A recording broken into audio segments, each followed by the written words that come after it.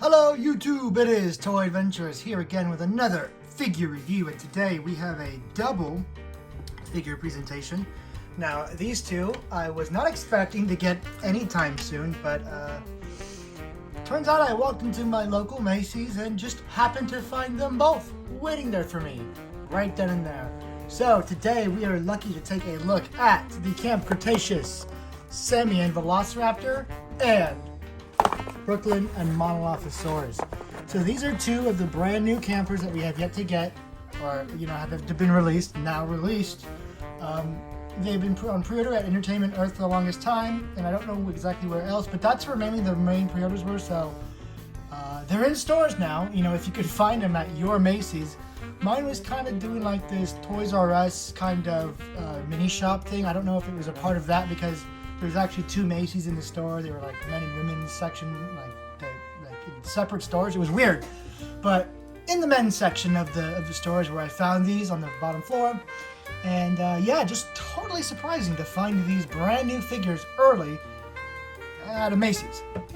But not important. We found them. That is what is important. So today we are taking a look at these two. Now it's not going to be that long of a review. If it is, it's because I'm rambling. Mainly because these are two dinosaurs that I've reviewed a bajillion times, and two humans that, we already know how the humans work, but we're just here to see what is news. So, starting off with Brooklyn, because she's right here, we have a new Monolophosaurus. I don't know how many numbers of Monolophosaurus we've gotten so far, but this one looks to be the most uninteresting out of all of them. I just gotta be brutal, right up and honest. I do not like this paint scheme. It just seems very cheap to me. I don't know, these colors don't go together. This looks like the inside of a bean burrito, minus the rice, and then just, I don't know, gray feet. It's a really lazy design in my opinion, but you're not buying this for him. You're buying this for her, Brooklyn. So you get her and a scooter. I don't remember that scooter being in the series, but I didn't, I don't have a photographic memory. Maybe you guys can comment down in the comments. See, there's a sticky Macy sticker. Comment down there and remind me of the scene. They also did have the Darius and Brachiosaurus, but I'm not going to buy another Darius just to get a Brachiosaurus baby. That's the funny thing.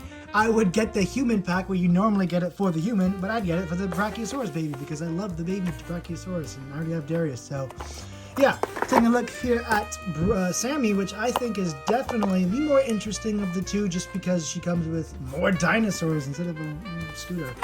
You get two more Compsognathus, which I like. I love the Jurassic, the Mattel ones, how they, clip onto figures and stuff. It would be nice to have just a basic standing one. We got one with the Destructosaurs, but that was such a limited release. Mattel, please bring back a few of those just basic standing compies so we can have some posed along with all the ones that are attached to the humans. I love these, but it would be really cool to have ones that you could just, stand all over the place, make a little horde of them. I think that would be really cool. But you still get two more in here. You get a nice brown one and a neon green one. Neither of these would fit in with the ones from the Legacy Collection. Those are a dark green. These are both, this is neon green, this is brown. You get a really cool looking raptor.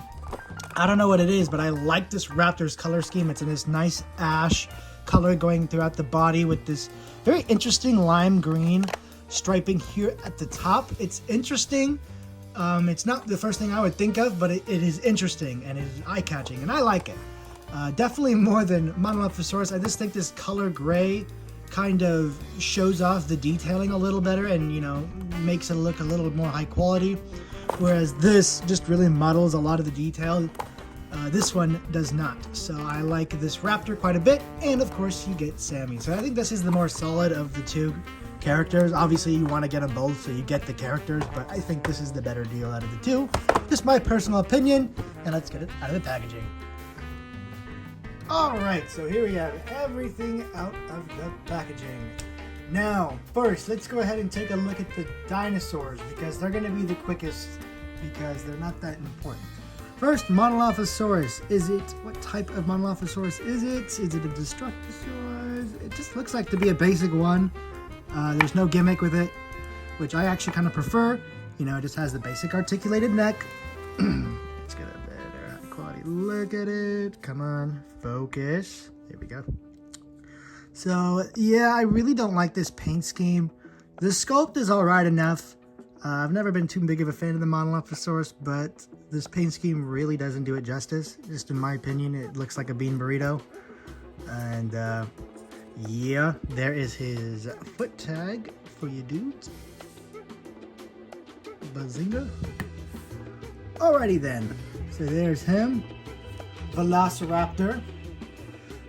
Looking much cooler with this volcano ash kind of color scheme. I just really dig it. I really like it. This is a personal favorite of mine. You know, color schemes do not need to be super, detailed and complex. They can literally just be two colors like this, but it's the tone and, well, I guess three because you have to, but it's just the tone and everything. It's how you do it, and I think they really pulled it off well with this raptor in particular. This is I like this. This is a cool toy. Standard articulation you'd get with all of the other ones. Take a look. Mouth is a little stiff, but yeah. There is his foot tag. Cool stuff. You may actually see him in a movie because I actually genuinely like him. And that's rare for the raptors in this series because usually they give him crazy paint jobs, but that one's actually really good. So, taking a look at these two compies, I guess you could say gender dimorphism? I don't know. I have to go in and paint the eye on all mine. Kind of lazy why they didn't do it, but I'm very willing to forgive him if they just make a basic standing compy. I mean, these can stand, but that is not a default standing pose, and you cannot argue that there is in any way that is a default standing pose. We just need one looking up at you can look up at a person. That'd be a really cool, just a basic, kind of like that. Kind of like that. I think they should really do it. These are really cool, but you need to substitute them with also just basic stuff. So, getting those out of the way, just 2 minutes on the dinosaurs, because the real focus is the humans. We're going to start with Brooklyn here, because she's a little more with the scooter. I think this is a huge missed opportunity to not slap a fat Jurassic World logo right there. This is a boring scooter, let's be real. This is a very boring accessory. It's cool that you can stick her hand on there, but I think what would have made it cool is if it was Jurassic Park themed. Because at least at the end of the day, you're getting a Jurassic Park 1/118 scale scooter, right? Just getting a basic scooter is not as special. I really think this should have been a Jurassic World. Because, she founded it at Jurassic World, right? So it should be a Jurassic World scooter. I don't know. I just think that would have been a really cool thing. Kind of like how they did with the ATV and Owen and all their other dinosaur stuff. They always put Jurassic World on it. So, I don't know. I think there should have been a Jurassic World logo right there. I don't know why I'm so close to the edge of my thing. So, that's just my personal opinion. Yeah. As for Brooklyn herself, she looks pretty good. The heads on these are always a little strange. They never quite capture the same animation as the show. But, pink hair, ponytail, it's kind of hard to miss who this is supposed to be. So they did a fair enough job. Articulation-wise, she is the same as all the others, but we'll go ahead and go over it. Now, I'm gonna go over the articulation on her, not her, because they are identical. So there really is no point. So the head, it's on a ball joint, full 360. This is on a hinge and rotation, so you can move up about that far and rotate it full 360 degrees. That is the same for right here. You get about a 90, just above a 90 degree angle. So not quite 90 degrees, but just about there. And can also rotate again 360 degrees. Sadly, no wrist movement, but that is a standard for Mattel. Coming down here to the leg, it is on a hinge that goes out that far, so she can pull off the splits. And goes up about that far, back, just about there. And almost a 90 degree angle bend at the knee, nothing at the ankle.